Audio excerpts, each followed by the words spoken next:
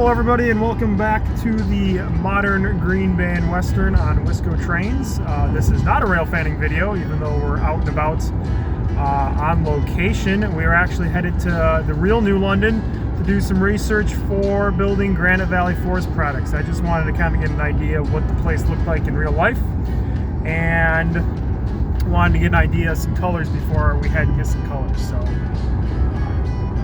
some colors to paint with. So that's where we're headed, to Granite Valley Forest Products, and we're going to start on that project today on the layout and not just doing research. So excited to have everybody here, and let's get on with the research.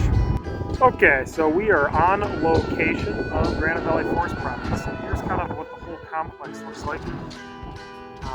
We're mostly going to be focused on modeling buildings. So it's probably more so on color than there is the size of the sign. But this big tan building is also going to be part of our layout, and we're going to have to build something similar to this. Fortunately, all the tracks and stuff are on the other side.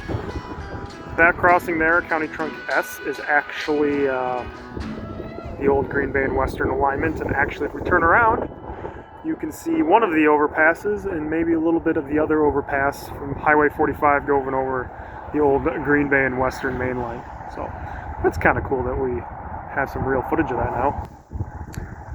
So like I said, I'm more worried about what's going to be on the other side of this building out here.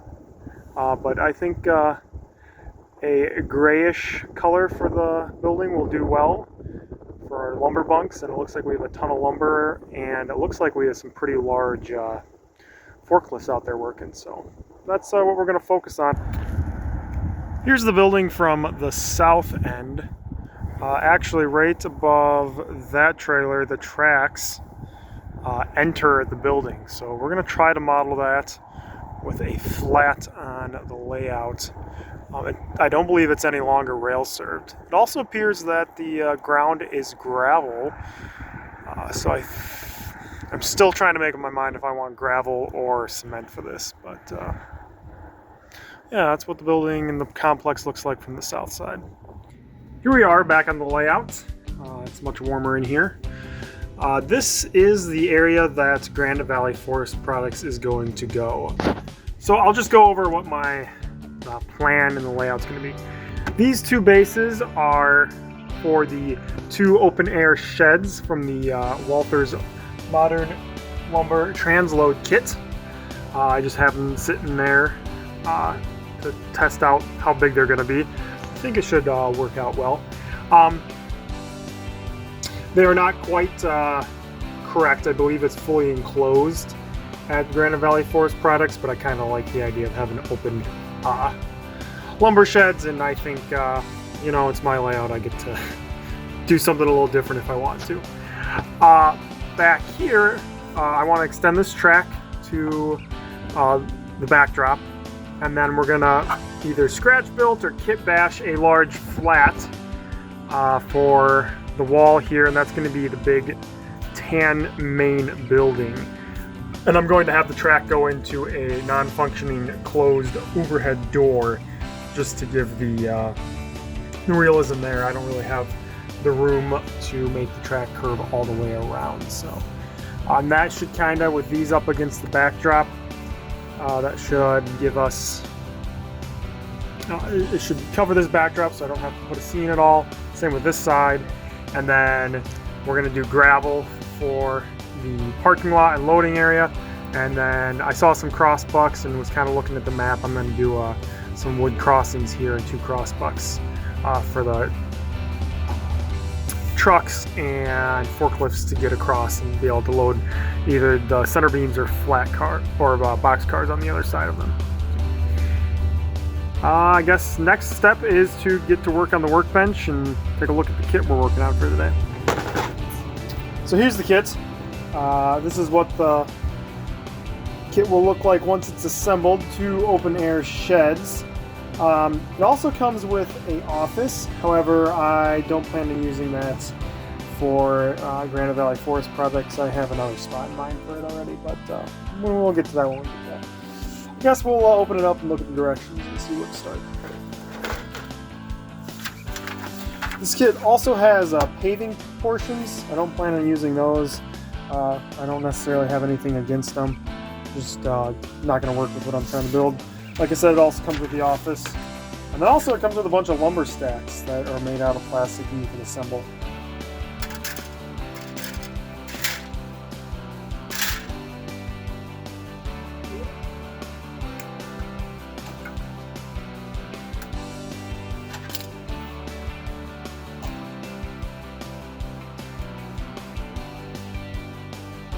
As with all kits, I always like to try to get as much of this flashing off so they fit together well. To do that, I usually use a hobby knife and a file.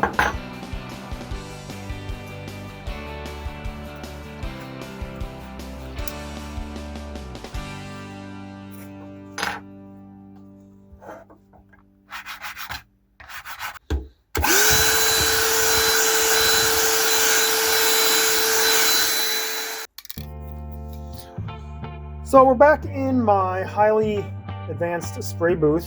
That is definitely not a cardboard box. And I plan on painting the sheds silver color, just like they are, and then we'll make them nice and dirty and rusty looking. Here, the light aircraft gray that I usually use for concretes. I'm going to get to painting a bunch of different items that I can before assembly.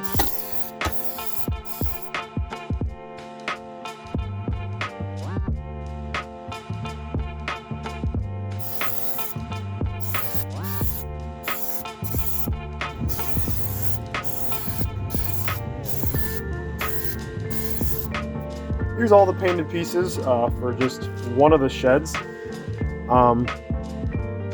You can tell I just painted these on their sprues, the supports that go in the middle, and then the racks that will hold the lumber.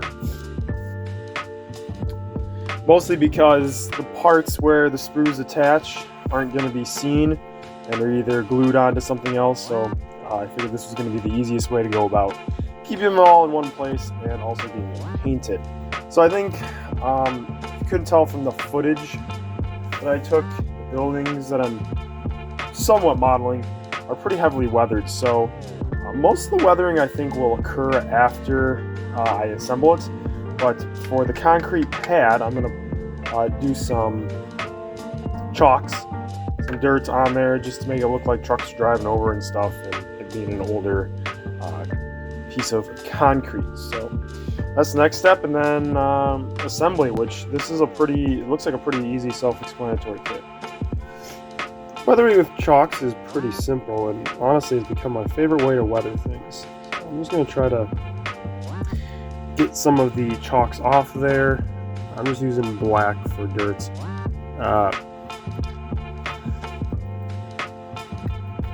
I'm just trying to make some paths coming in, make it look like it's where the trucks would be coming in off the gravel, or sorry, the forklifts coming off the gravel. And kind of feather it out here. That looks pretty good. Kind of got one path that looks like it's got a lot more going on. Like this, for whatever reason, is the favorite entrance to this building. It looks a little extreme at the moment, but it'll get toned down once we put some dull coat on it.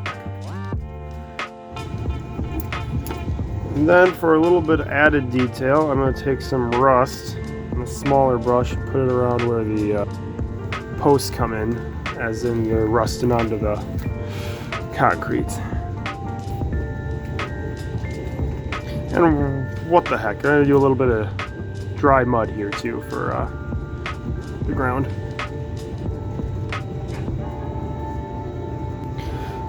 Okay, so this effect looks a little extreme right now on the camera, not so much in person, but once get some dull coat on here, which is the next step, I think it's going to look pretty good and be much more toned down, and once the building's built on top of it, it'll look like some used concrete.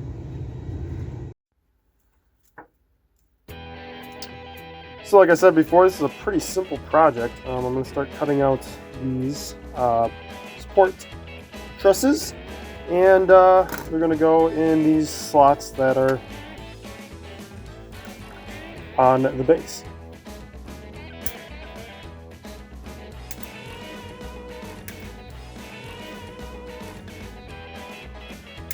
these, I'm just cutting off all the extra sprues. I got to be careful not to cut the tabs off on the bottom here because they connect to the sprues, which you got to have the tabs so I can fit in there.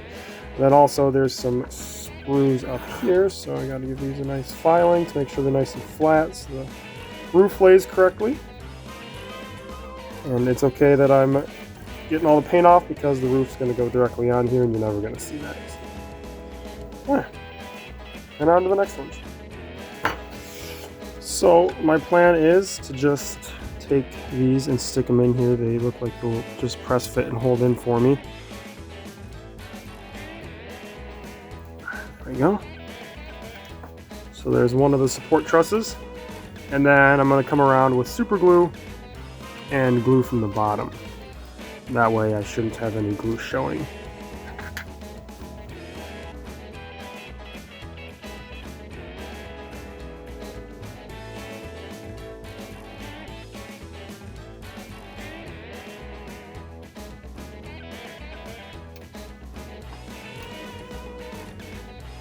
Oh crap, just bent one. So I was about to make a comment about how these are a little fragile feeling and that you got to be careful putting them in. It takes a little bit of force to get them in there, but also you don't want to put too much and break them. So now I got to try to bend that back so it doesn't look so bad without snapping it. Okay. Let's see. That looks straighter. I think what I'll do is this. Sometimes this is a great. You got something that won't quite fit in or need a little extra space. Just kind of put a hobby knife in there and try to get a little bit more out. Should sit in a little better. It'll probably need a little bit more glue than the others to hold in there, but at least it will hold in. I don't think that's going to be too noticeable. I think once I get the roof on and stuff, it'll straighten itself out.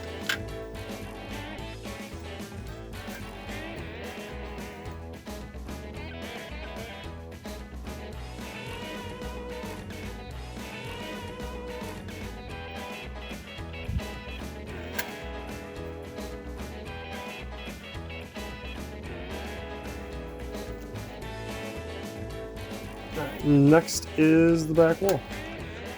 So I'm going to put a little bit of glue on these trusses.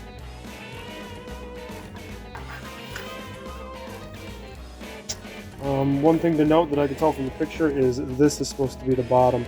There's also, you can barely see them, there's these little brackets here. Make sure those aren't behind one of the trusses because they are for the lumber bunks.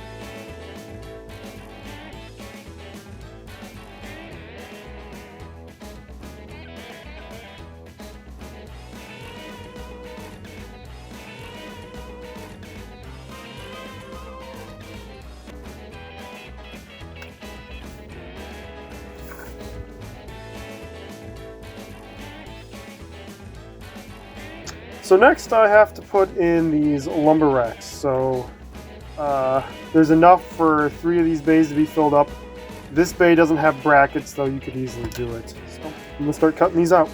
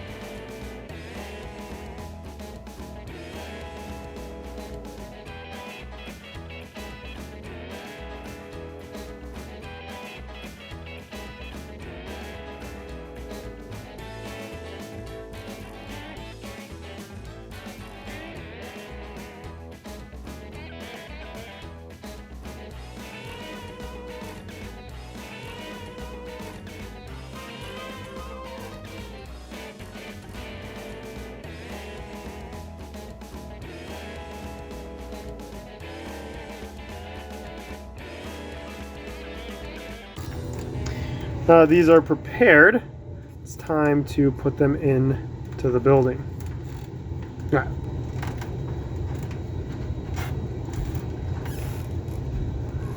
I've also found a little glue on the bottom, helps it. You can see the little nubs right there. That's where you're aiming for, and there's actually 3 on each one. They're hard to see, and actually could probably be molded much better and larger, but that's what you get.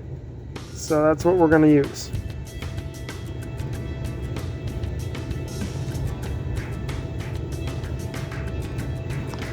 Just make sure it's straight up and down. And I'm going to get to doing the rest of those and getting to putting the roof and the other sides on. That's pretty self-explanatory. And these buildings will be done.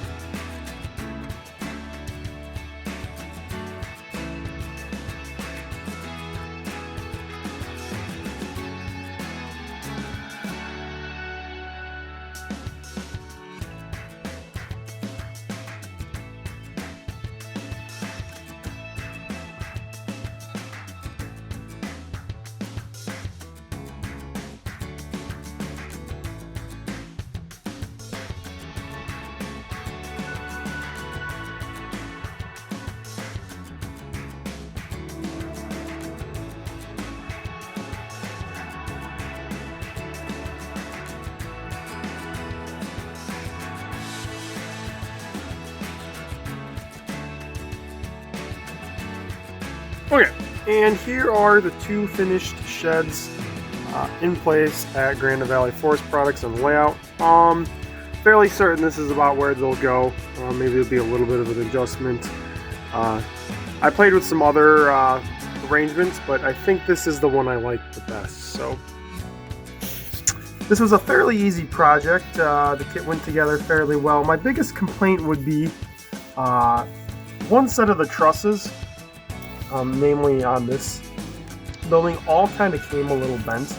I think I fixed them as best as I could and made them as flat as I could, but that's probably my biggest complaint about this kit. I wish they hadn't came out like that, and then they would have looked better and more realistic. But you know, at the end of the day, I don't think anyone's going to notice unless I pointed it out. So otherwise, I think it's a pretty decent kit, a fairly easy kit to put together, and recommend you buying it and using it if it fits your layout. So what's next? Next video I want to do will be about scratch building the building back here. It's actually completed. This video just kind of got a little too big, so as opposed to being the kit building and the scratch building, I decided to do them as separate videos. After that will be one more video about doing scenery over here, and then kind of setting the scene with hopefully some vehicles and some details and some people. I greatly appreciate everybody who has been watching my videos and has watched this video. If you liked it, please like and subscribe. That greatly helps out and lets more people see the videos I make. And yeah, I appreciate all the help you can give me. Thanks again for watching, and I hope you all have a great rest of your week. Bye.